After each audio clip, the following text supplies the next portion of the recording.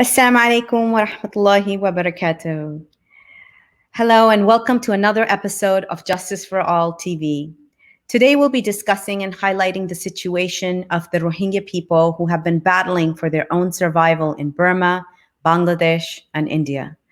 One of our very first campaigns, Burma Task Force, has dealt with the systematic ethnic cleansing of the Rohingya people from their homeland in Burma by the military, the Tatmadaw, and the government of Aung San Suu Kyi, resulting in a genocide that has been recognized the world over.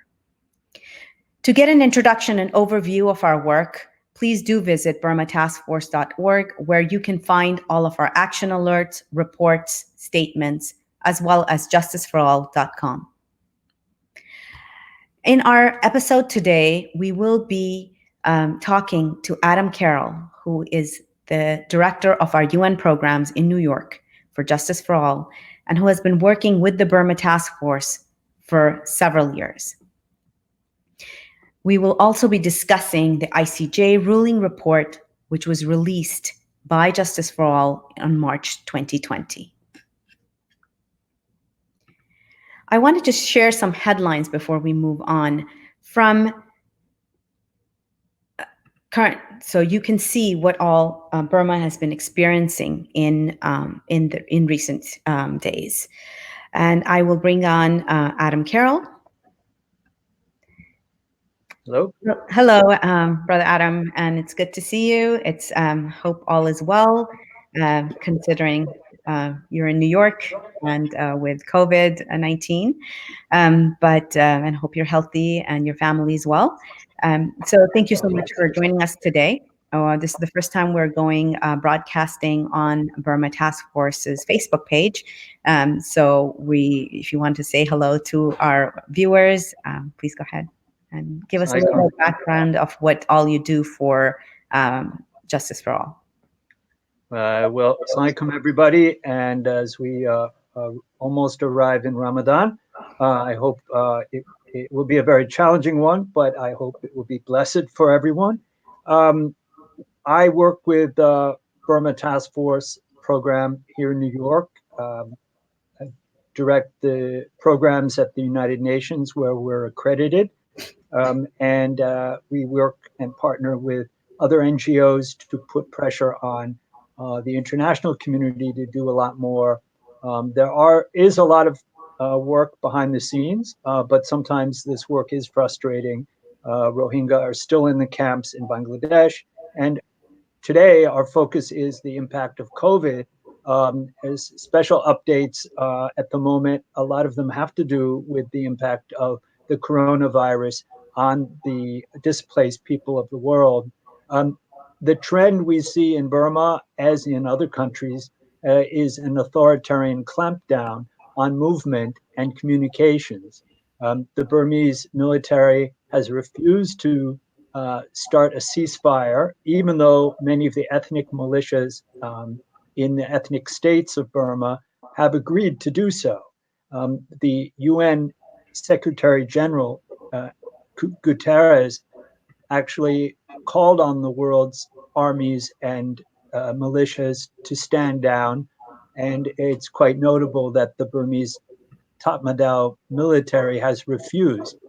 In fact, they've used this crisis situation as an excuse to not only clamp down on journalists and the free flow of information, but to escalate their bombing, not only in Rakhine State, where the Rohingya and the Rakhine people live, but in Chin State. So it's unfortunate. They are also taking this opportunity to compete with Aung San Suu Kyi's civilian government, even on COVID. Aung San Suu Kyi in mid-month of March established its own commission to deal with the COVID crisis. And by the way, as of now, there's officially 111 cases in Burma. Of course, we all think that the actual numbers are much more. And some of the government ministers themselves have started to come down with cases of COVID. But in response to the official commission on the crisis, the Burmese military created their own commission to compete with it.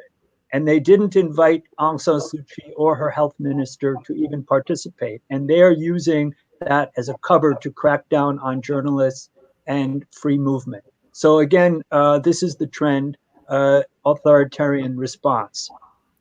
So this is, and this brings us right up to the work that you have been doing and gathering information on to support the case in the International Court of Justice. So I'd like to talk a little bit about the recent report that Justice for All issued on Burma and for the March report. So if you could go into a little bit on that for the viewers, you can view this report on the Justice for All website.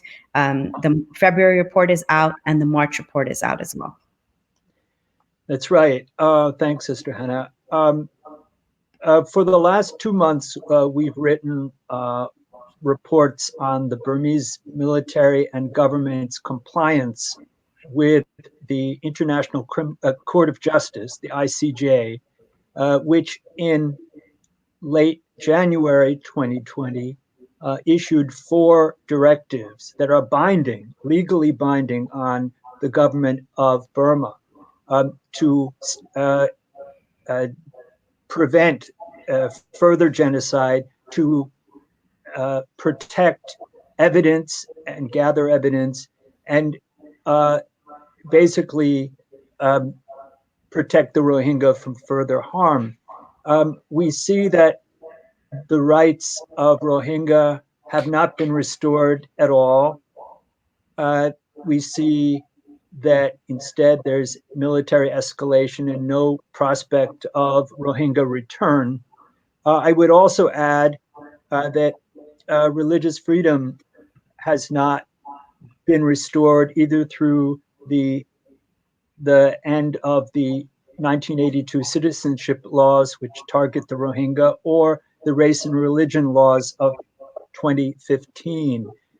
Ramadan in Burma, every year, even in Yangon, even outside Rakhine State, Burmese officials really harass local mosques and don't allow a lot of prayer to take place. It's not 100%. There are prayers, and of course now with COVID, many of the mosques should probably be closed. But I did want to mention that there's the Committee for the Restoration of Destroyed and Prohibited Mosques in Myanmar, which formed last October. It's drawn up a list of 64 destroyed or shuttered mosques and madrasas in 11 states and regions which should be allowed to rebuild or reopen. Actually, it had identified 170 structures, but they had no ability to access the other states like Rakhine State where there's still conflict. So the checkpoints and the restrictions on freedom of movement has prevented them from being fully inclusive. But in fact, none of these mosques have been rebuilt, and the authorities use various bureaucratic maneuvers to prevent even canvas tents outside for prayers. So the freedom of religion is a problem overall in the country as regarding Muslims. There's also an ongoing Islamophobia. As you know, that's an aspect of the promotion of anti-Rohingya policies. And recently, a pastor, David La, from Toronto, Canada, has been stirring up anti-Rohingya sentiment. And he's like a Christian version of Wiratu, the monk. And he has also declared that Christians can't get COVID, but now he's come down with COVID, according to the news reports. So, so this is unfortunate. We're dealing with these negative influences on freedom of religion. There is no restoration of rights. There is no safety for the Rohingya. We can't really say that the government is in compliance. However, I should say that they may next month when they have to report to the International Court of Justice about their 3-month efforts to comply, I'm sure they're going to come up with certain things. And one thing they may report is the news that the government has released hundreds of Rohingya who were arrested. Mhm. And but the problem with that, and this happened just a few days ago for the New Year's celebration in April Yes. for in Burma, um, they were released. Why were they even in jail? They were in jail because they were trying to um, travel freely in their own country, and that's against the law. So they were released, but unfortunately, and I should say, fortunately, 25,000 prisoners have been released overall. Most of them are Burmese Buddhists. They're released because of COVID, and they're being sent to their homes. The Agence France Presse reports that 800 Rohingya have been sent back to Rakhine State, where they have no rights and they are not safe, but they've been sent back by ship, by Navy ship, and they're going to be supposedly put in quarantine, which is another form of jail. But we'll see. At least it's not the dangerous conditions that Human Rights Watch has deplored in Burma. So again, the Burmese government may point to this release as a positive uh, uh, development, but it's a very complicated thing. The UN, the killing of a UN personnel just this week, delivering testing samples in Rakhine State is very unfortunate. We have made a statement on our website, and other NGOs have done the same. It's unclear who killed the person, but the conditions of uh, in Rakhine State created by the Burmese military created a dangerous situation, a lack of free flow of information and many checkpoints. And so we are calling for an independent investigation into the killing and hopefully not propaganda from the Burmese government. So we'll see is responsible, and hopefully the truth will come out. Thank you so much for sharing that. Yes, we just released a condemnation of the killing of the WHO worker, and it's terrible that people who are on the front lines, who are working to save the people of the land, are the ones who are being targeted in Rakhine State. So, keeping that in mind, I wanted to talk to you a little bit about the ongoing digital hate. You had talked about Ramadan and the attitude towards Muslims in Burma, whether they're Rohingya or not. Um, but the Burma Human Rights Network released a large report on digital hate from ministers, from lay people, continuously against Muslims, Arabs, the Rohingya themselves. But Islamophobia is a large part of the dialogue or the language on the ground in Burma. So if we could talk a little bit about that, that would be great. Oops. True, that's been the case all along. The Islamophobia is promoted on Facebook. Facebook has failed to uh, effectively shut that down. Over the last 4 or 5 years, civil society groups in Burma have continuously asked for Facebook to do that. They've gotten better in the last year, certainly, but they are not able or willing to stop all the military uh, uh, directed hate. The military, uses the um, the monks in their drive to marginalize the Rohingya minority. There's often a profit motive because Rohingya villages are seized and their assets stolen, and uh, development projects are created in their lands, which they don't profit from. But so hatred and economic gain are linked, unfortunately. As far as this ongoing promotion of hate and anti-Muslim hate specifically, of course, this is a regional trend. We're seeing this elsewhere in Sri Lanka, in India, and so forth. Um, with And often the military will try to depict all Muslims as security threats, as terrorists, and so forth. They're now doing that, however, with some of the Buddhist groups, the Rakhine Army, called Arakan Army.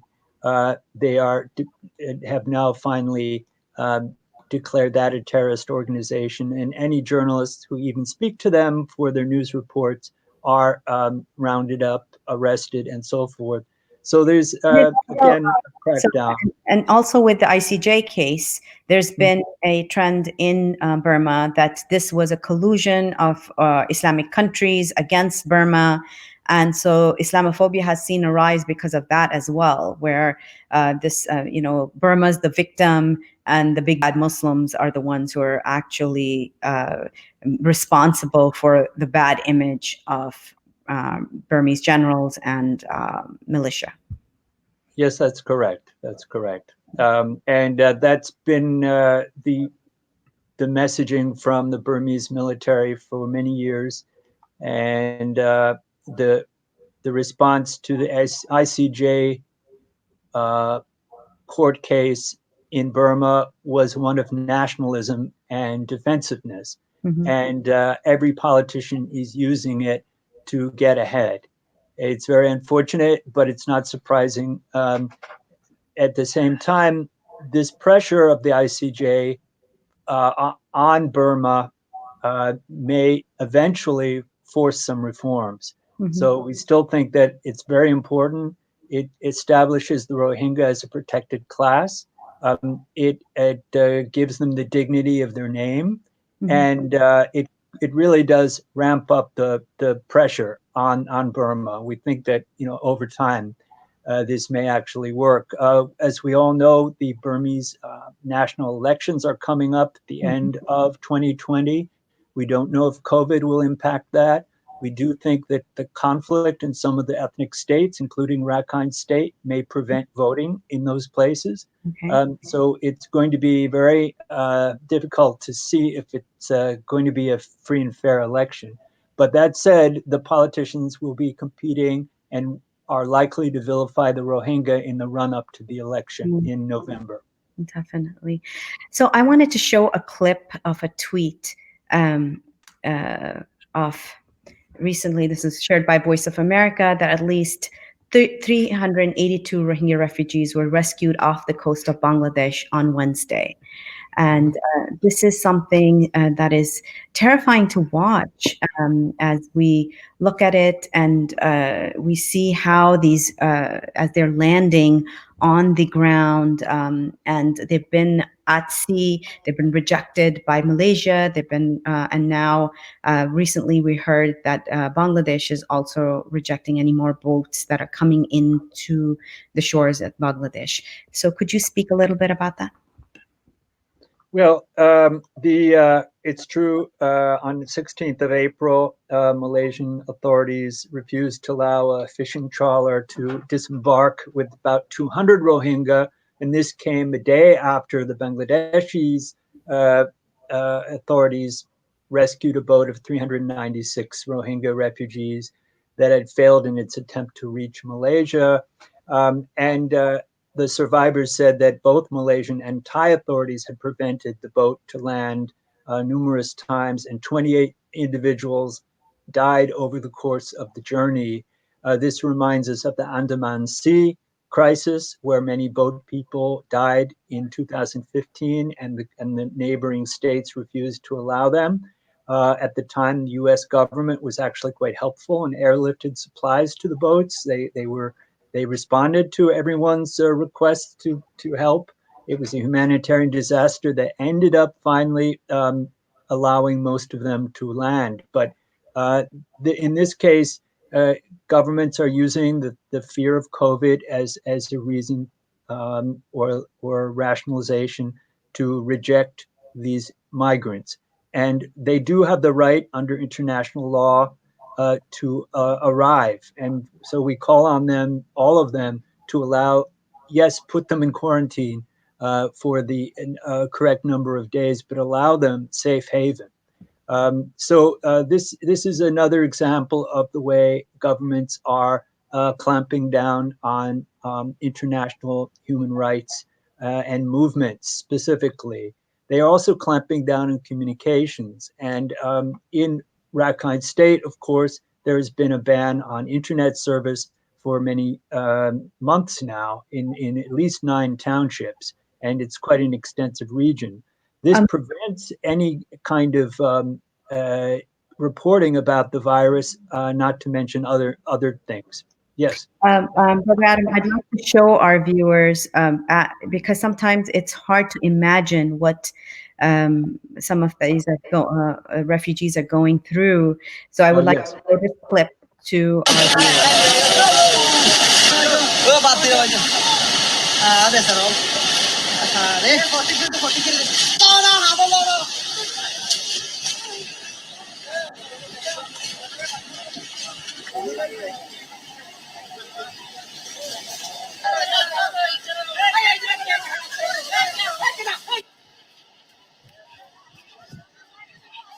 আপনারা দেখুন এই যে এরা হচ্ছে বর্তমানে এই ইয়া থেকে আসছে, ওরা ওরা বুট থেকে উদ্ধারকৃত।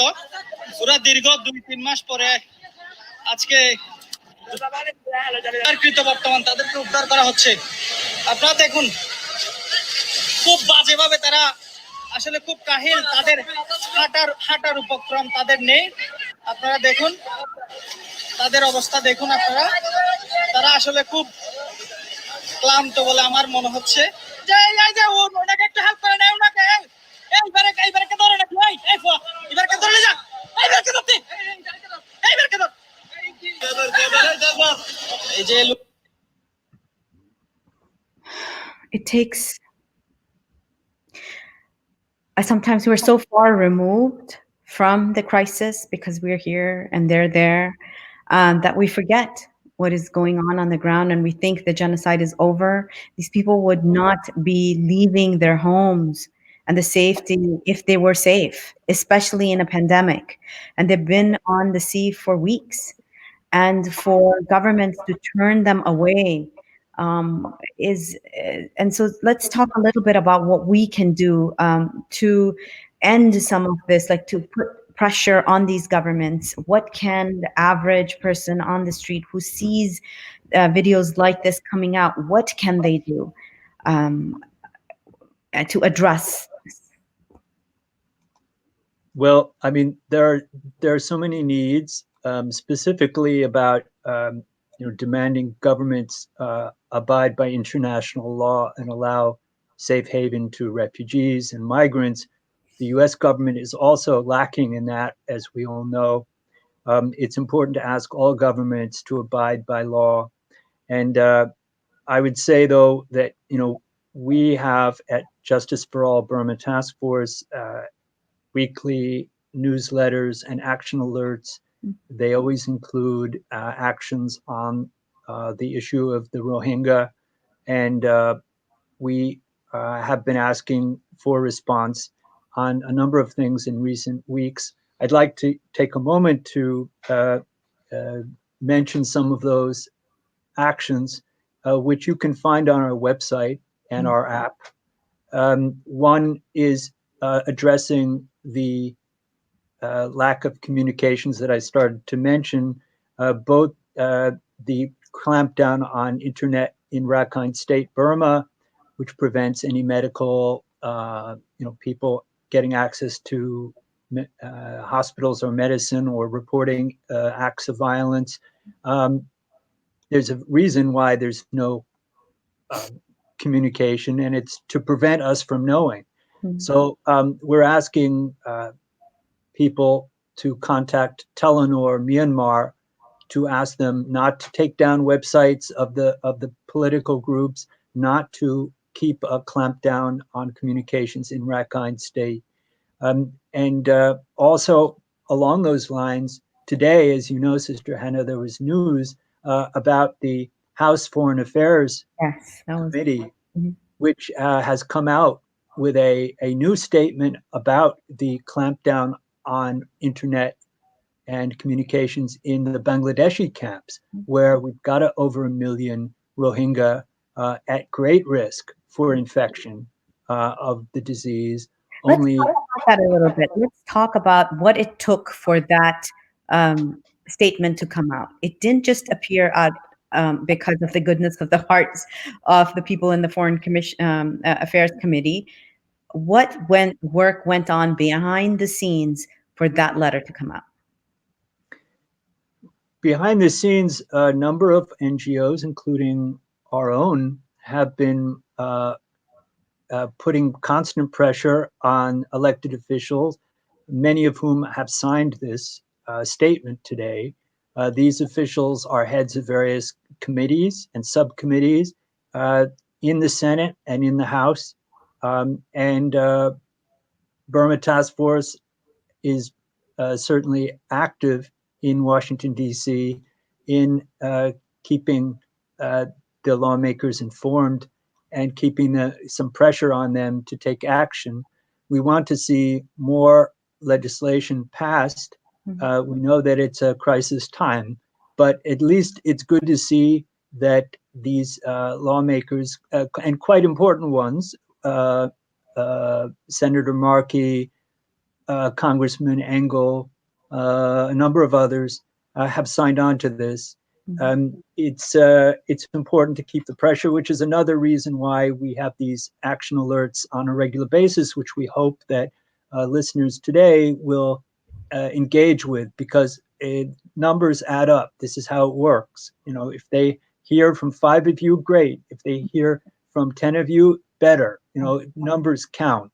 And so because we have a large mailing list, we have the potential, if people will respond and if they will care about their sisters and brothers, the Rohingya community, then we can actually keep this as a priority issue. It's a genocide. Many of our Jewish sisters and brothers also understand about genocide because of the Holocaust. And the anniversary of the Holocaust has just passed a few days ago, at least the official date, which I think is the 24th of November. Of April. And so, we have allies from all kinds of communities who understand the suffering and the importance of stopping genocide. So we need to be part of that as Muslim Americans. We need to be part of a fully inclusive coalition to take action. So I hope that people will engage with our action alerts, to go to our website, go to our app, and try to make this restore justice. The root causes are the xenophobia, the anti-Muslim hysteria, and the military abuses, the power struggle in Burma. These can be addressed eventually. We need to educate Burmese people, who are otherwise not necessarily bad people, that Rohingya deserve full rights and inclusion too. This is a social justice struggle. We should understand that as Americans with our own history, and we should try to encourage them to do the right thing, inshallah. Inshallah. Well, thank you so much for being here and being a part of this discussion. I'm going to invite, so everybody knows that yesterday was Earth Day, and so we will be discussing a little bit about the Rohingya refugee crisis through the lens of climate change. And for that, I'm going to invite Shahab Khan, who is our outreach director in Canada, and who's been engaging with this the crisis through the lens of climate change and been tweeting about it. So welcome, Shahab. So we wanted to have a little bit of a discussion. If you could share with us what is the status, and we understand that the camps are built, especially in Bangladesh. Miles and miles of forests have been taken down to accommodate the camps, which has resulted in a lot of tension with the local community as well over there. So could you shed a little light on that? Yep. First of all, thank you for having me on. The climate change and the environmental impact of refugees is hardly discussed. And I'm glad that we're taking the time today to do that. I want to thank Adam for that discussion. A lot of the topics that he discussed are unknown, and I'm glad that Justice for All and the other NGOs are bringing these up. There's two things happening right now. There's two events happening right now with the Rohingya people. There's the ethnic cleansing, the mass genocide, the refugee camps that's occurring on the border of Myanmar, India, and Bangladesh. The second thing, which doesn't get talked about, is the environmental impact that is occurring right now. There will be a day when the Rohingya people get to go back to their homeland in Burma, Myanmar. But how will the camps, how will Bangladesh be left environmentally? How will Bangladesh be able to pick itself up after what has happened or what will happen? And hopefully it stops very soon. So with the situation with the people and the refugee crisis, we know what has happened in the past. We know what's happening now. We know there's a solution. We're just trying to get to that solution. But with the environmental change and the climate change that is occurring right now, we have no idea of the solution. We have no idea of the impact. Now, Bangladesh itself is one of the most densely populated nation states, countries in the world. It's built on, I'm not gonna say millions, it's built on 100 different rivers and tributaries that all empty out into the ocean. Now imagine having 1.1 million refugees living in camps in the middle of these tributaries and soil. Bangladesh is a rice producing, wheat producing nation. Now these people living in these camps, there's soil degradation, there's unhealthy living standards, there's poverty, there's lack of food. The last thing, and there's lack obviously of safety. The last thing on these refugees' minds is in the environment and the effect to climate. The 1.1 million people that are there, do you think they care about CO2 emissions? Do you think that they care about the soil is degrading? No, they're just looking for the next place to sleep. They're looking for the next food that they can eat, and they're thinking of how quickly they can go back to their homes. Hopefully that happens very soon. So that's the situation environmentally. Yes, yesterday was Earth Day, and I took it upon myself as well as some of our partners just to let people know that when there's a mass displacement of people, it affects not only the country they're leaving, it affects the country they're entering, and it affects that in the climate situation. There's already a lack of food in Bangladesh and a lack of security. Imagine what this is doing to Bangladeshi citizens. Imagine how they feel. We don't have enough for ourselves, and now we're asked to help the Rohingya people. And in general, the Bangladeshi people have been great. They've accepted them. They've, like you said, they've deforested their own land. They've built these camps out of the money coming in from outside NGOs. But people in Bangladesh aren't looking at the future. So that's what I'm trying to bring up. I'm trying to bring up the fact that first of all, we have no idea what's going on to the states in Burma, but we know what's going on in Cox's Bazar. We know what the environmental effect could be. We just need to get the solution out there. Adam, do you have anything to comment on this? Well, I hear what you're saying, and I think that given the global aspect of this environmental catastrophe that's looming, it may make this COVID crisis look quite small. And as far as the impact on Rohingya or Bangladeshis or Burmese people, it's climate justice is an important framework. Are the local people being included in any profit? Is it sustainable for the or are people trying to make a quick buck? And we see outside investors from Asia, but from around the world as well, are just descending on these countries, trying to make money. And it's a huge concern. Who loses out? It's the people who actually live there. Sure. Well, thank you so much to both of you for being here today and for our viewers for listening. Every day when we're working on these crises, a new thing comes up, new aspects of the terrible act, it's a butterfly effect. One nation decides to take action against a group of people, but what it has done around the world and around in Bangladesh, in Malaysia, in Thailand, where all these people are now living as refugees and suffering and struggling. Hopefully we will come back with a show on the global refugee crisis and talk about issues pertaining to that.